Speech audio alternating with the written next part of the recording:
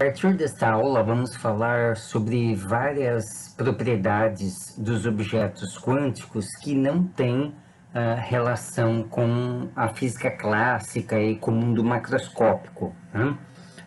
Vamos ver que houve a necessidade de introduzir essas propriedades para explicar o comportamento dos objetos quânticos, em particular, a possibilidade de haver alguma reação entre objetos quânticos diferentes. Então, algumas reações podem acontecer e outras não. Então, o que vai explicar o porquê disso os princípios de conservação de outras propriedades que vão ser definidas a partir de agora, né? Então, em particular, nessa aula, vamos falar de duas propriedades, que é o isospin e a estranheza. Então, por que existe a necessidade de considerar essas propriedades, né? De que maneira que elas não têm contraponto no mundo macroscópico e para que elas servem. Bom, com o desenvolvimento dos aceleradores, foram se descobrindo cada vez mais partículas, né? Você vai aumentando o nível de energia dos aceleradores, né? Então, você vai construindo, com o tempo, aceleradores maiores, né? Com maior potência. Então, isso dá margem à descoberta de objetos quânticos com massa maior, né? Ou seja, mais energéticos. Então, com o tempo, houve uma profusão de novas partículas, então foi necessário, vamos dizer assim, estabelecer parâmetros para se entender com uma maior simplicidade possível o comportamento desses objetos quânticos, né? E se observou claramente que algumas reações entre objetos quânticos eram possíveis e outras não. Então, por que algumas podiam acontecer e outras não? Então, com o tempo, né, observando as reações que aconteciam ou não aconteciam, houve a ideia de se atribuir aos objetos quânticos novas propriedades, as quais se conservariam nas reações. Então, ao você avaliar se aquela quantidade se manteve antes e depois da reação, é possível você explicar, né, descrever por que a reação acontece ou não. Então, aquelas que não haveria conservação dessas quantidades não poderiam acontecer. E aquelas que podem acontecer, que são observadas experimentalmente, porque aquela quantidade se conservou, né? O valor daquela quantidade antes da reação é igual depois da reação.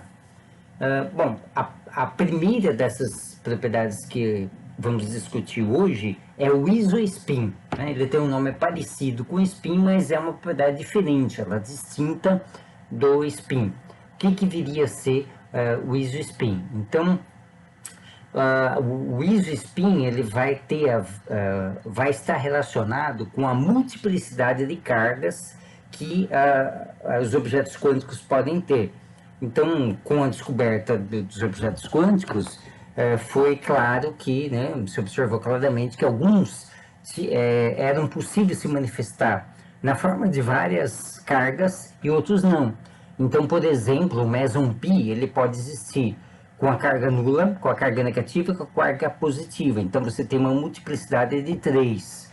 Enquanto que, por exemplo, o meson ômega, ele só é possível com carga nula. Você só observa o meson ômega ou um objeto quântico que tem um valor de massa correspondente do meson ômega, somente se ele tiver carga nula. Então, não existe meson ômega negativo nem positivo. Então, se atribuiu um número quântico a essa propriedade, né, a multiplicidade de carga. Se observou que as reações possíveis das partículas que tinham multiplicidade de carga eram diferentes daquelas que não tinham multiplicidade de carga, que só apresentavam com um valor possível único de carga. Então, estaria mais ou menos claro que essas partículas deveriam ter um número quântico dependente da multiplicidade de carga que se conservaria nas reações, né?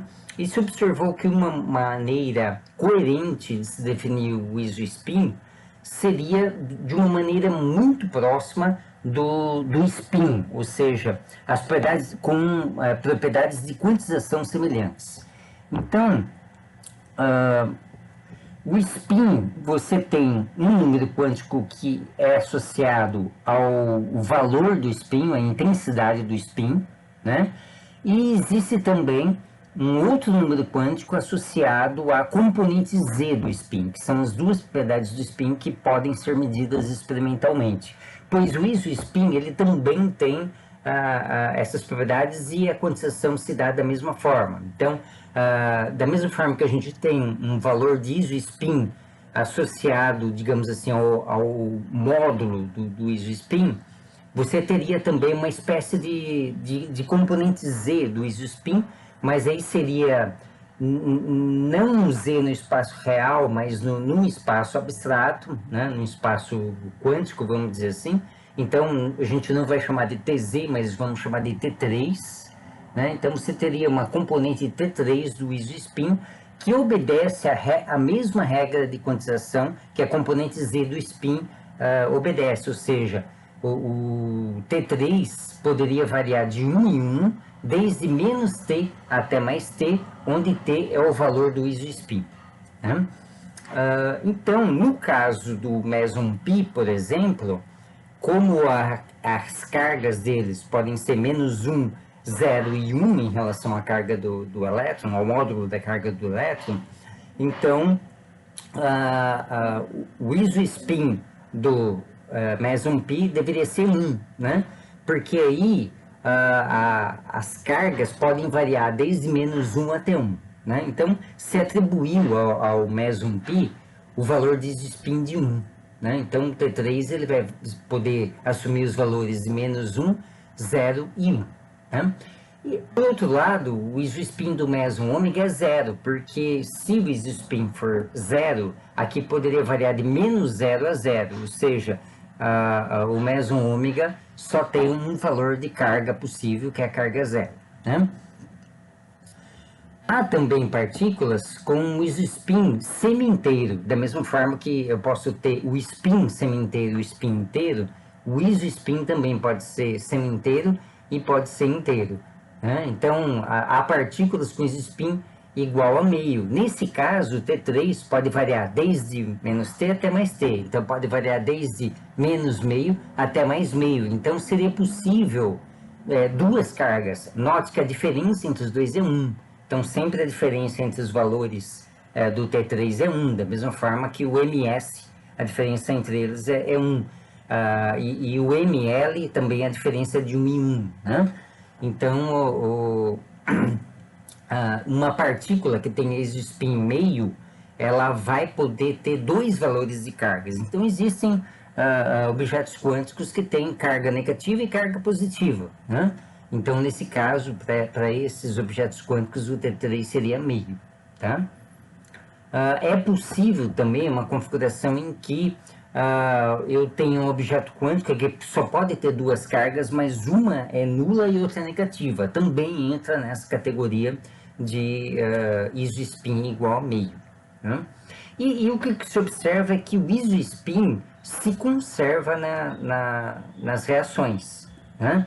Então, vamos dizer assim que, como ele se conserva nas reações, ao você definido dessa maneira, então os físicos levam em consideração que deve ser, de fato, uma propriedade intrínseca dos objetos quânticos e ter, digamos assim, uma existência palpável, embora a gente só possa observar o isospin através da multiplicidade de carga dos objetos quânticos. Mas, vamos dizer assim, nós temos a necessidade de considerar o isospin para poder explicar as reações e o comportamento, a diferença de comportamento entre os objetos quânticos que têm multiplicidade de carga em relação àqueles que não têm multiplicidade de carga. Tá? Então, por exemplo, se o meson ômega reagir com outro objeto quântico com isospin zero, então o isospin inicial vai ser zero, o isospin final também vai ser zero. Então isso somente pode dar margem à produção de objetos quânticos com isospin zero, né? Ou seja, sem multiplicidade de cargas. Então, se eu tenho dois objetos quânticos, dois objetos quânticos que não têm multiplicidade de carga e eles reagem, só pode dar como resultado outros objetos quânticos que só tem uma carga, né? Não tem multiplicidade de carga. E assim vai. Isso é uma coisa observada experimentalmente. A outra propriedade que vamos destacar é a estranheza, né? Então, talvez vocês já tenham ouvido falar, ela é um pouco mais famosa do que o isospin, né? Até pelo nome, né? O nome é um tanto, vamos dizer assim, esdrúxulo, no sentido de que, vamos dizer assim, você está tentando dar uma definição objetiva para a estranheza. Então, na língua portuguesa, estranheza é aquilo que é estranho, né? Vamos dizer assim, mas nós não podemos ver essa quantidade física como sinônimo do que literalmente a palavra significa, né? Não tem nada a ver com a qualidade de não ser comum, né? Não é isso que significa estranheza. Estranheza é um nome que foi dado simplesmente uma nova propriedade quântica que tem a ver com um determinado comportamento dos objetos quânticos, tá? Então, nós vamos ver outros nomes, vamos dizer assim, que são tirados da literatura, vamos dizer assim, né? Do linguajar literal, como beleza, charme, verdade, mas essas quantidades físicas, elas não têm nada a ver com o significado coloquial que se dá à palavra dentro da língua portuguesa ou língua inglesa, as línguas humanas de modo geral. São coisas totalmente diferentes, né? É que na época em que elas foram pensadas, os autores imaginaram, né, dar nomes que são conhecidos pelas pessoas, né, até talvez pelas condições didáticas, né, da popularização desse assunto, né, possivelmente, né, mas não tem nada a ver a grandeza física com a palavra literal na forma coloquial com que ela é utilizada, né? O que vem a ser estranheza? Bom, estranheza é uma propriedade associada aos objetos quânticos que não era esperado, de fato, pelos cientistas. Então, em determinado momento, no meados do século XX, foi descoberto alguns objetos quânticos que eles são produzidos por uma reação nuclear forte. No caso, foi o meson K, o primeiro objeto quântico que tem essa propriedade. Então, se descobriu o meson K sendo produzidos a partir de uma relação governada pela força forte. Então, aqui no caso é um exemplo, né, tem outras maneiras de produzir mesons K, em que um próton reage com um meson P negativo, né? Então, isso gera um par de K-ons, de meson K positivo e negativo, né? E então vocês veem que conserva a carga, né? Negativo com negativo, positivo com positivo, né? Mas esses meson K, essa nova partícula descoberta na época, ele decai, né? Ele se transforma espontaneamente por um decaimento que envolve a força nuclear fraca, né? Ou seja, por exemplo, se você for observar o meson K positivo, ele decai no muon positivo mais um neutrino do muon, né? Então, ele como esses objetos quânticos são leptons, então os leptons eles interagem pela força fraca. Então, você somente pode explicar esse decaimento, essa transformação, através da força nuclear fraca. Isso não era esperado pelos físicos, ou seja, um objeto quântico que é produzido pela força forte e decai pela força fraca, né? É como se ele de alguma maneira, pudesse interagir das duas formas possíveis, né? As duas forças.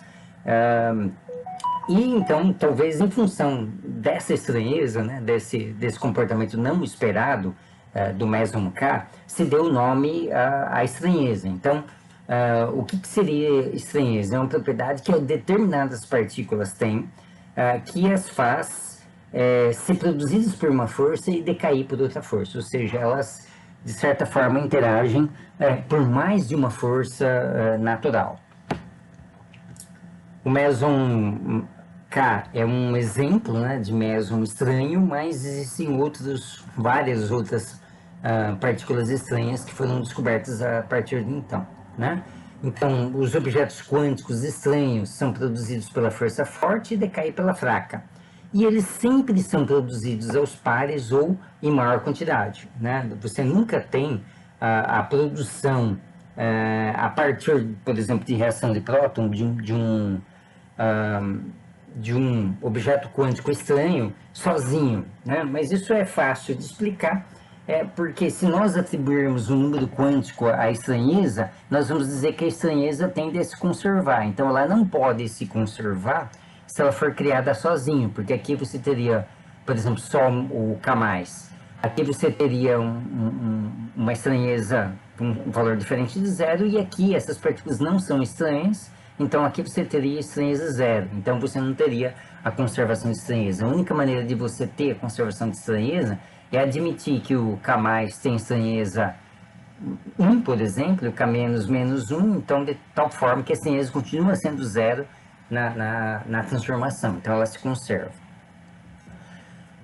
Bom, observando o caso de outros objetos quânticos estranhos e como eles se comportam nas reações, se estabeleceu que a estranheza ela é conservada em interações fortes. Então, toda vez que você tem uma reação entre objetos quânticos que é governado pela força forte, a estranheza se conserva.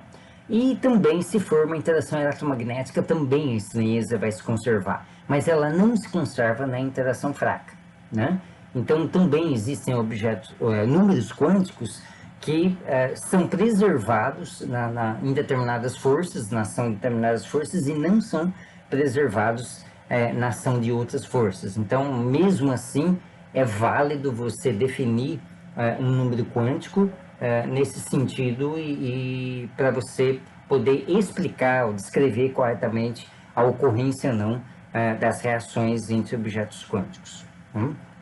Agora, existe uma informação importante que, como nós vimos anteriormente, no começo da descrição quântica de sistemas, nós vemos que cada número quântico está associado a uma propriedade física diferente e também está associado a uma dimensão do espaço. Então, por exemplo, nós temos que os 3 primeiros números quânticos, né, o número quântico principal, o número quântico secundário e o número quântico magnético estão associados a 3 propriedades físicas, que é a energia, o momento angular e a componente Z do momento angular, que está relacionado com a magnetização, mas também as 3 primeiras dimensões do espaço real. Então, você tem uma função de onda, que seria a função de x, y e z, né, em coordenadas cartesianas ou em outras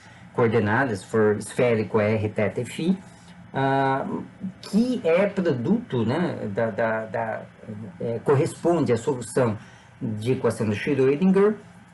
Então, a equação de Schrödinger daria conta, digamos assim, da gente ver o espaço real, né? Mas houve, em determinado momento, a necessidade de introduzir um quarto número quântico. Esse quarto número quântico estaria associado à consideração de um espaço de 4 dimensões, ou um espaço-tempo, né? Então, esse quarto número quântico é o spin. Então, o spin está relacionado a, vamos dizer assim, você considerar a mecânica quântica do ponto de vista da relatividade, você incluir fenômenos relativísticos também, seria um efeito relativístico, o spin, mas estaria associado à 4ª dimensão.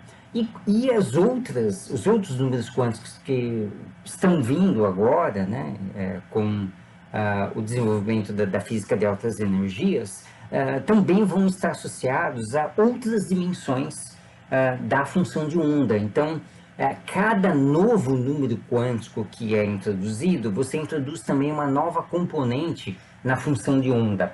Então, a função de onda total que descreve essas interações é uma função com muitas componentes, né? Então, ela seguramente tem uma dimensionalidade maior do que 4, né? Então, você vai associar o isospin, a estranheza, depois vão vir o número bariônico, o número leptônico, o charme, né? Então, cada uma dessas propriedades, cada um desses números quânticos introduz uma nova componente na função de onda. Então, você tem uma função de onda, digamos assim, bastante complexa, com várias componentes.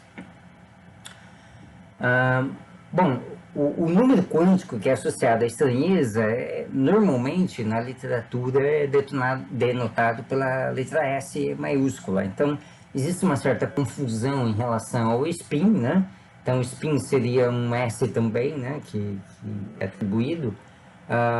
Mas, digamos assim, ficou essa tradição, né? Então, precisa tomar um pouco de cuidado quando você estiver lendo algum livro ou artigo, de verificar se o número S que está colocado ali se refere à estranheza ou ao spin. Pode se referir aos dois. Embora o spin, às vezes, é a letra I maiúscula que é utilizada, às vezes é um J, né? Então, você tem uma certa variação dependendo do autor.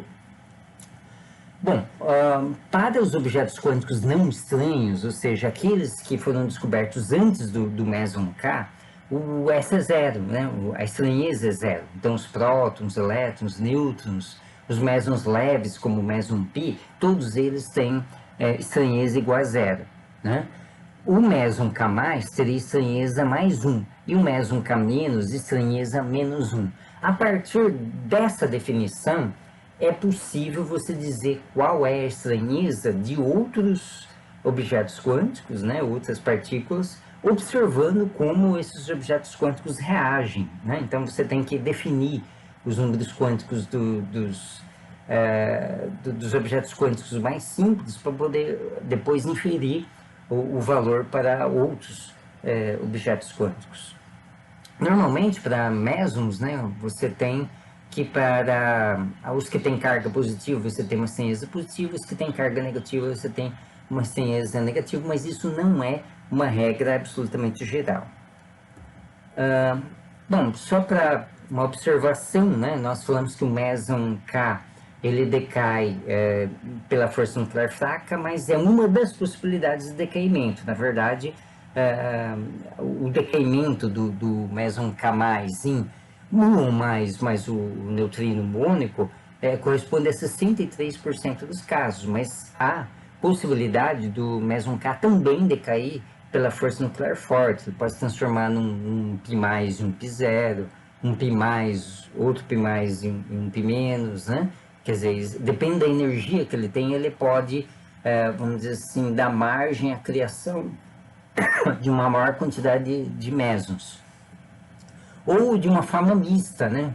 Ele pode decair num π0, num muon+, e num neutrino único, né? Então, aqui você teria um decaimento que envolve as duas forças, né?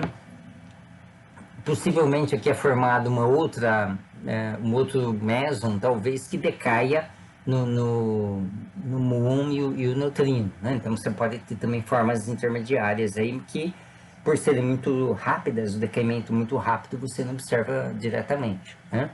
Então, também pode cair num elétron e um neutrino do elétron, com uma probabilidade muito pequena.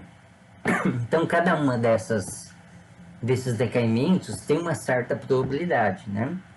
Então, o decaimento, de um modo geral, dos objetos quânticos nunca é 100% alguma coisa. Então, sempre você tem várias possibilidades com determinadas porcentagens, né? Então, a gente está agora no mundo quântico em que as coisas são descritas por distribuições de probabilidade, né? Que seria dado pelo módulo da função de onda ao quadrado. Bom, e para fechar essa aula, aqui nós apresentamos uma lista de bários estranhos, né? Nós temos também mesons estranhos, né? Tanto mesos quanto bários, ou seja, lembrando o que é bárion. Bárion seriam férmions, ou seja, partículas de spin semi-inteiro, né? Portanto, que sentem a força nuclear forte, e os mesons são bósons, né? Tem spin inteiro, então eles podem se comportar como intermediadores da força nuclear forte. Então você tem tanto mesons estranhos como baryons estranhos também. Então, normalmente, né, os objetos quânticos estranhos, eles têm uma massa maior, né? Aqueles objetos quânticos que têm massa menor foram os primeiros a serem descobertos, e eles não exibem a propriedade de estranheza. Esses daqui, sim, né? O bárion lambda, sigma, né? Aqui acho que é xi o nome dessa letra. Tem sigma asterisco também, né? Então, aqui está os valores de massa que esses objetos quânticos têm. O spin, observe que todos são semi-inteiros, né? Engraçado que todos têm paridade positiva, né? Aqui estão os valores de isospin que eles têm, né? Então, por exemplo, a partícula lambda, ela pode se apresentar apenas com uma multiplicidade unitária, né, de cargas. Então, o isospin é zero. Então, só existe o lambda zero. A partícula sigma pode ter o sigma mais, sigma zero e sigma menos. Então, o isospin é 1, né? Aqui está o valor do T3, no caso do sigma mais, mas você tem o sigma zero e o sigma menos também, né? A partícula xi, ele tem spin meio, então pode se apresentar com apenas duas cargas, né? Então, só zero e menos, tá? Esse é um caso de objeto quântico que não é, a carga dele não é mais e menos, é zero e menos, né? Essas configurações são mais estáveis do que o mais. O sigma asterisco também tem isospin 1, né? E assim vai. Aqui está a meia-vida, né, desses objetos quânticos. Observe como é pequena a meia-vida, então é difícil de ser observado. Possivelmente os experimentos para detectar esses objetos quânticos são experimentos de ressonância, então você observa aquele pico, né, na energia ali dos mesons que são produzidos pelos seus decaimentos, né? E você pode expressar o tempo de existência deles, a meia-vida, tanto do ponto de vista de tempo mesmo, quanto de energia, né? Porque, levando em conta o princípio de incerteza, tanto se você tiver o ΔI quanto o ΔT, né? Você obtém por meio do outro. Então, às vezes é conveniente você dar o valor de ΔE, mas o ΔT correspondente aqui seria, você tem que usar a relação ΔE, ΔT aproximadamente igual a H cortado sobre 2, né? Então, se você dá o ΔE, você tira o ΔT, ou vice-versa, né? Então, também a meia-vida pode ser dado em energia e não em tempo mesmo. E aqui estão os valores de estranheza, né, desses objetos quânticos. Então, observe que há objetos quânticos com estranheza 2, né, na verdade menos 2, e até menos 3. Observe que deste rol de baryons estranhos, você não tem objetos quânticos com estranheza positiva. Então, isso é uma coisa que intrigou bastante os cientistas e vai ser um resultado fundamental para se chegar ao modelo padrão, para a gente explicar esses baryons em termos de composição de quarks. Mas isso vai estar lá adiante, não na próxima aula, mas daqui a algumas aulas somente. Bom, na próxima aula vamos falar de outras propriedades que estão associadas agora a operadores dentro do escopo teórico da mecânica quântica.